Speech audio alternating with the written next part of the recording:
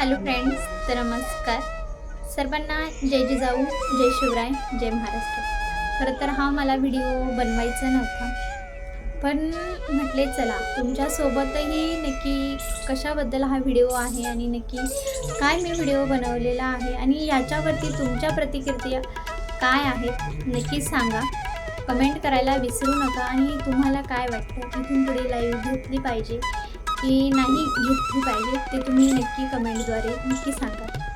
तर तुम्हाला सर्वांनाच माहिती आहे, मी एक फौजी पत्नी आहे आणि मला सांगितलं जातं की ताई तुम्ही यूट्यूबवरती काम करू नका, यूट्यूब चांगला प्लॅटफॉर्म नाही, यूट्यूबवरती लाईव्ह घेऊ नका.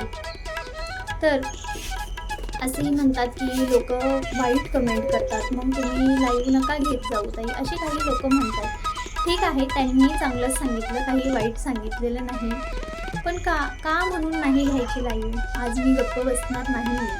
तर कारण आज आवाज फक्त माझा नाही, हा आवाज आहे प्रत्येक फौजीच्या पत्नीचा. म्हणजे आम्हालाच का ट्रोल केलं जातं? आमच्यापेक्षा बऱ्याचशा बायका असतात यूट्यूबवरती, बऱ्याचशा बायका व्हिडिओ बनवतात, लाईव्ह घेतात किंवा प्रत्येक म्हणजे जसं आता यूट्यूब झालं, इंस्टाग्राम झालं, फेसबुक झालं, यांच्यावरती बऱ्याचशा बायका व्हिडिओ बनवत असतात आणि त्यांच्या घरच्यांचाही प्रतिसाद चांगला असतो म्हणून त्या बनवतात. मग फौजी पत्नीला ट्रोल का म्हणून तुम्ही सतत असं म्हणतात फौजीच्या पत्नीलाच की फौजीच्या बायकोंनी नाही लाईव्ह घेतलं पाहिजे, असं नाही केलं पाहिजे, तसं नाही केलं पाहिजे.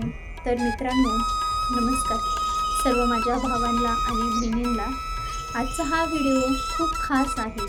आज मी इन्फ्लुएन्सर म्हणून नाही, फेमस व्हायला म्हणून नाही, तर एक सामान्य स्त्री आणि एक फौजी पत्नी म्हणून बोलत आहे. देशासाठी लढणारा सैनिक दिसतो, पण घरात शांतपणे लढणारी पत्नी कोणालाच का बरं दिसत नाही? समाज खूप पटकन एखाद्या व्यक्तीला जज करत असतो, पटकन एखाद्याला ट्रोल करतो, पटकन एखाद्या व्यक्तीविषयी बोलत असतो. फौजीची बायको आहेस, इतकं बोलायची गरज काय? यूट्यूब लाईव्ह कशाला? काही जण म्हणतात तुम्ही फौजी पत्नी आहेत, तुमचे मिस्टर फौजी आहेत, तर तुम्हाला कशाची कमी आहे का? म्हणजे आपल्याला काही कमी आहे म्हणूनच यूट्यूब व्हिडिओ बनवतो का आपण, लाईव्ह घेत असतो का? तर काही जण पटकन असे ट्रोल करतात, तुम्ही फौजी पत्नी आहेत मग तुम्हाला यूट्यूबची गरज काय? असेही बोलणारे लोक आपल्या आजूबाजूलाच असतात, शेजारी, ओळखीचे, कधी तर आपलेच असतात. खरं सांगू का, वाईट लोक फक्त ऑनलाईन नसतात, आपल्या आसपास असतात. मग प्रश्न असा येतो, आपण सगळ्यांना सोडून देतो का? जे लोक वाईट आहेत, आपल्याला वाईट कमेंट करतात, अशा लोकांना आपण सोडून देतो का? किंवा जे आपल्याशी वाईट वागतात, जे आपल्याला सतत असं जाणून देतात की तुम्ही कसे, आम्ही कसे, मग आपण अशा लोकांना लगेच सोडून देतो का? तर नाही सोडत ना. मग प्रश्न येतो की आपण जर ह्या सगळ्यांना सोडत नाही, मग आणि सोडून देणं म्हणजे नातं तोडणं नाही, सोडून देणं म्हणजे मानसिक आरोग्य वाचवणं. तर फौजी पत्नीच्या आयुष्यात सोपं नसतं. एकटी सर्व निर्णय घेत असते, फोन आला की धडपड असते, बातम्या पाहताना भीती असते आणि तरीही त्या हसत असतात, मुलांना सांभाळतात, घर सांभाळतात. मग जर मी माझा अनुभव लोकांशी शेअर केला तर याच्यामध्ये चुकलं काय? जर आम्ही लाईव्ह घेतो तर याच्यामध्ये वाईट असं काय आहे?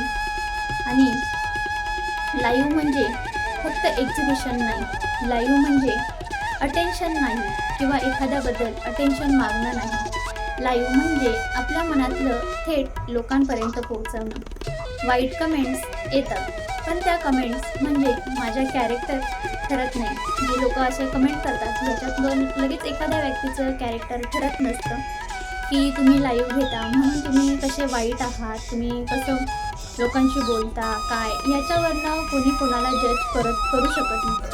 त्या कमेंट्स म्हणजे समोरच्या व्यक्तीचे संस्कार दाखवत असतात. जे तुम्ही आम्हाला कमेंट्स करतात की तुम्ही लाईव्हवर येता, तुम्ही कसे काय, याच्यावरनं आमचे संस्कार नाही तर तुमचे संस्कार ठरत असतात. तुम्ही एखाद्याबद्दल किती म्हणजे एखाद्याला तुम्ही किती मदत करता, एखाद्याला किती हेल्प करता किंवा तुम्ही काय कमेंट करता याच्यावरनं तुमचे संस्कार ठरत असतात.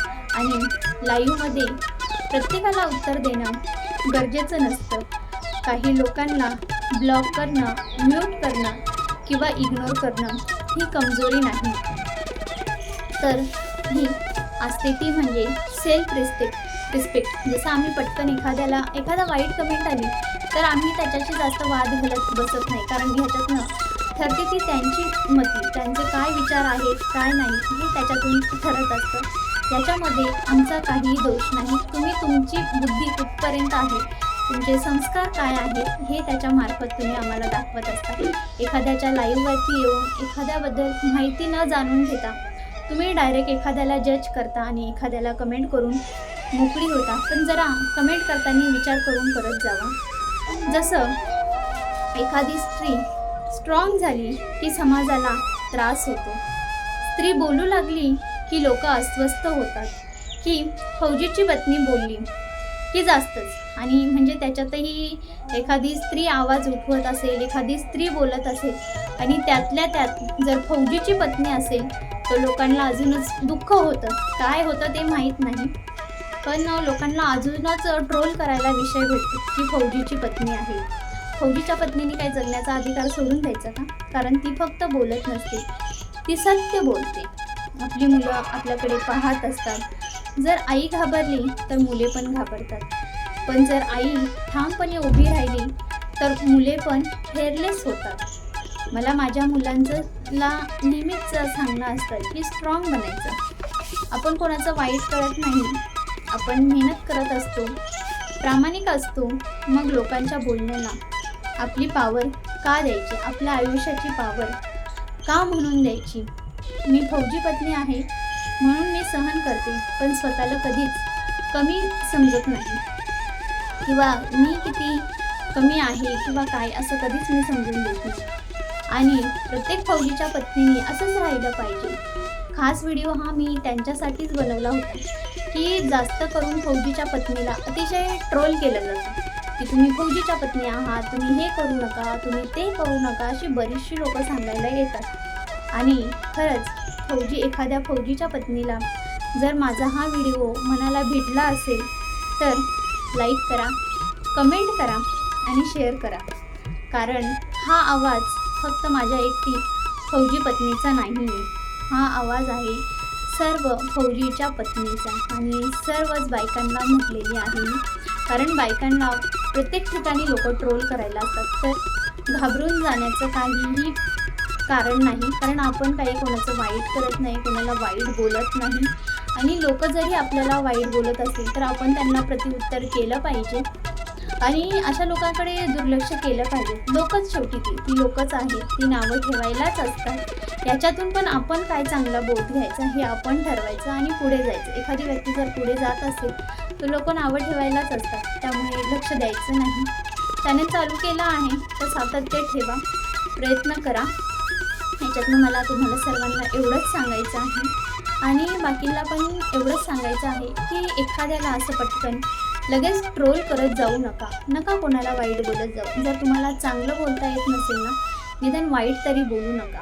चला, एवढ्यावरतीच हा व्हिडिओ थांबवते आणि सर्वांना पुन्हा एकदा जय जिजाऊ, जय शिवराय, जय महाराष्ट्र. तुम्हाला माझा व्हिडिओ आवडला तर नक्की लाईक करा, शेअर करा आणि कमेंट करा.